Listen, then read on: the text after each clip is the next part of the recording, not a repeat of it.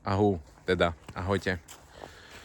Pozdravujem vás z polotmavého, polozasneženého Močenku.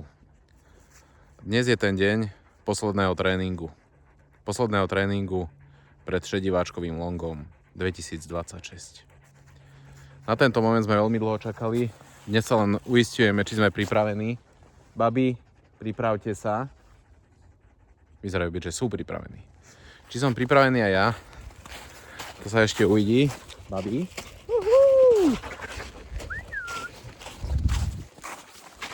Áno, veci by som mal mať takmer, musíme si svetlo už zapnúť. Takže veci by som mal mať všetky už takmer pripravené. Už len drobné doladzovačky, čo máme na sebe. Čakajte, babi. Čakaj. Pripravte sa, babi. 3, 2, 1. Poď go, hop!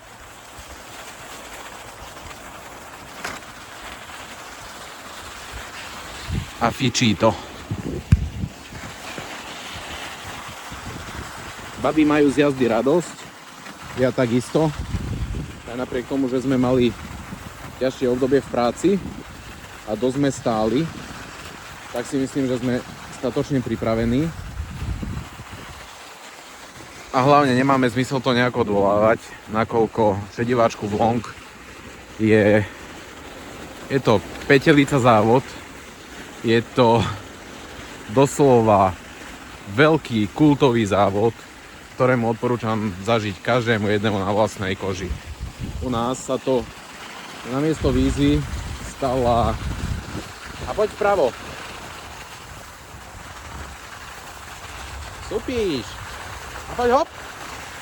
Hop, hop.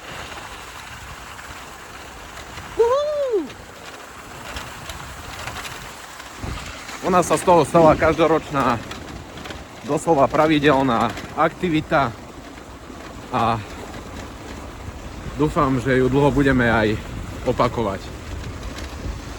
Takže toto by som povedal, že je taký úvod a dôvod, prečo ideme a jazdíme šediváčku v long. Našliapaných za sezónu máme, myslím, že dosť kilometrov.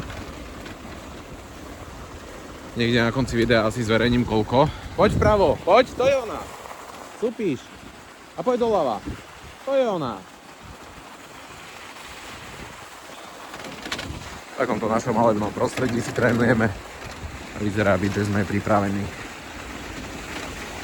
Nejde nám nejako o pódiové umiestnenie, samozrejme poteší, ale ide o tú kultovicu na saniach s komplet nabalenými vecami, krmnou dávkou na každý obsah pri dojazde a celodenné motanie sa na saniach v krásnom prostredí Orlických hor, ktoré miestami dokonca a doslova imitujú bajny Iditarod alebo Yukon Quest alebo náš európsky Finnmark Slopet.